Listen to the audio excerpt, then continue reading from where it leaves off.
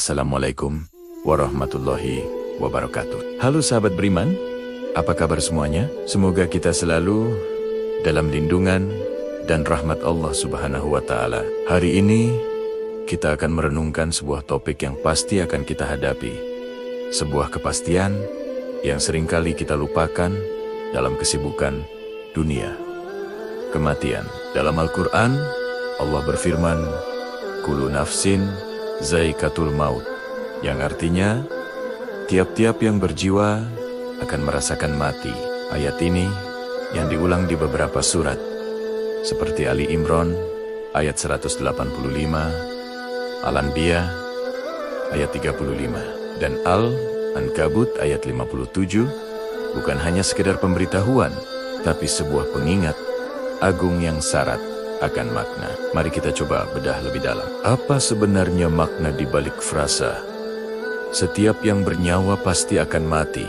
Pertama, ini adalah penegasan tentang kekuasaan mutlak Allah.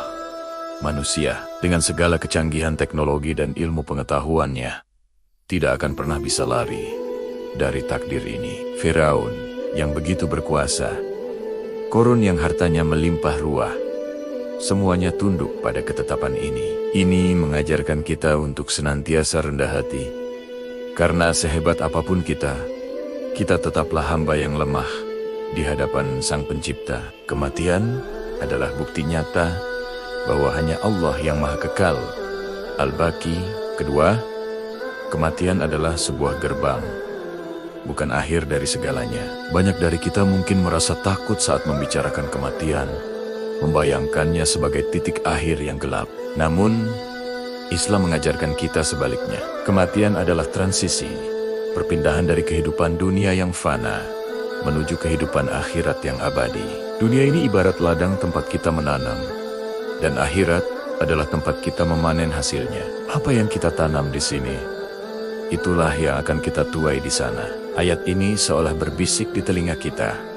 Wahai manusia, ingatlah, waktumu di dunia ini terbatas. Manfaatkanlah untuk berbuat kebaikan.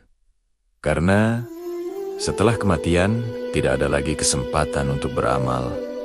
Dalam surat Al-Anbiya ayat 35, setelah menyebutkan kullu nafsin zaikatul maut, Allah melanjutkan, "Dan kami akan menguji kamu dengan keburukan dan kebaikan sebagai cobaan, dan hanya kepada kamilah kamu dikembalikan."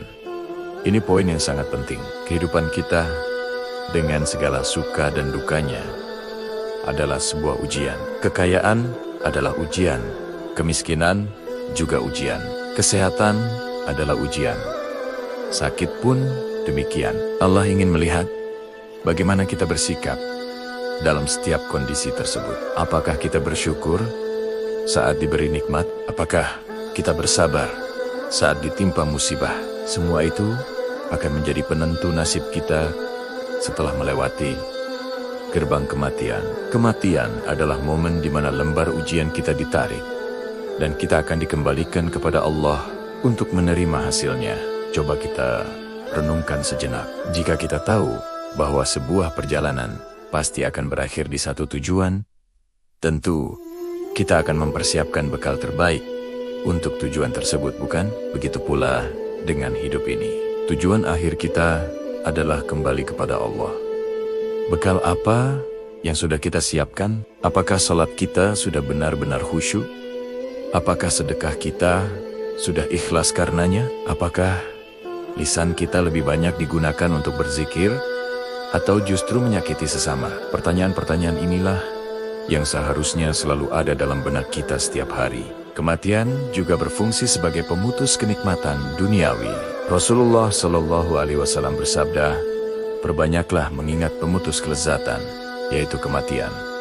Mengapa kita dianjurkan untuk sering mengingat mati? Bukan untuk membuat kita pesimis atau putus asa, sama sekali bukan. Justru sebaliknya, mengingat mati adalah motivasi terbesar untuk menjadi pribadi yang lebih baik. Saat kita tergoda untuk berbuat maksiat, ingatan akan kematian bisa menjadi rem yang kuat. Saat kita merasa malas untuk beribadah, ingatan akan pertanggungjawaban di akhirat bisa menjadi cambuk semangat. Mengingat mati, melunakkan hati yang keras, membuat kita lebih mudah memaafkan dan tidak terlalu terobsesi dengan hal-hal duniawi yang sifatnya sementara. Lihatlah bagaimana Allah menggambarkan proses kematian dalam surat Al-Qiyamah. Apabila napas seseorang telah sampai ke kerongkongan dan dikatakan kepadanya, siapakah yang dapat menyembuhkan? Dan dia yakin bahwa itulah waktu perpisahan dan bertaut betis kiri dan kanan. Kepada Tuhanmu lah pada hari itu kamu dihalau. Ayat ini memberikan gambaran yang begitu detail tentang betapa dahsyatnya sakaratul maut. Saat itu, semua harta, pangkat, dan keluarga yang kita banggakan di dunia tidak akan bisa menolong. Hanya amal saleh yang akan menjadi teman setia. Maka dari itu, ayat kullu nafsin za'iqatul maut bukanlah ancaman yang menakutkan, melainkan sebuah nasihat penuh kasih sayang dari Rabb kita. Allah ingin kita selamat. Allah ingin kita mempersiapkan diri untuk pertemuan terindah dengannya. Ini adalah panggilan untuk kita agar tidak terlena. Dunia ini indah, membuai, dan seringkali melalaikan. Kita sibuk mengejar karier, mengumpulkan harta, mencari popularitas, hingga lupa bahwa semua itu akan kita tinggalkan. Satu-satunya yang kita bawa hanyalah selembar kain kafan dan amal perbuatan kita. Jadi, apa yang bisa kita lakukan sekarang? Saat kita masih diberi kesempatan untuk bernapas, pertama, perbaiki hubungan kita dengan Allah. Jadikan salat sebagai prioritas utama, bukan sisa-sisa waktu. Perbanyak membaca dan mentadaburi Al-Quran, karena ia adalah petunjuk hidup kita. Basahi lisan dengan zikir, istighfar, dan doa. Kedua, perbaiki hubungan kita dengan sesama manusia. Minta maaflah jika punya salah, sambung kembali tali silaturahmi yang putus, dan sebarkan kebaikan di sekitar kita. Jangan sampai ada hak orang lain yang belum kita tunaikan. Ketiga, persiapkan bekal amal jariah, sedekah, ilmu yang bermanfaat, atau anak soleh yang mendoakan kita. Amal-amal inilah yang pahalanya akan terus mengalir, bahkan setelah kita tiada. Setiap hari, saat kita bangun tidur, itu adalah kesempatan baru dari Allah. Kesempatan untuk bertaubat, kesempatan untuk menambah amal, kesempatan untuk menjadi versi terbaik dari diri kita sebagai seorang hamba. Jangan sia-siakan, jangan menunda-nunda kebaikan dengan berkata nanti saja, karena kita tidak pernah tahu apakah nanti itu masih menjadi milik kita. Malaikat maut bisa datang kapan saja, tanpa pemberitahuan, tanpa bisa ditawar. Ia tidak akan menunggu kita tua, tidak akan menunggu kita sukses, tidak akan menunggu kita siap. Ia datang tepat pada waktu yang telah Allah tetapkan. Sahabat, mari kita jadikan pengingat kematian ini sebagai energi positif.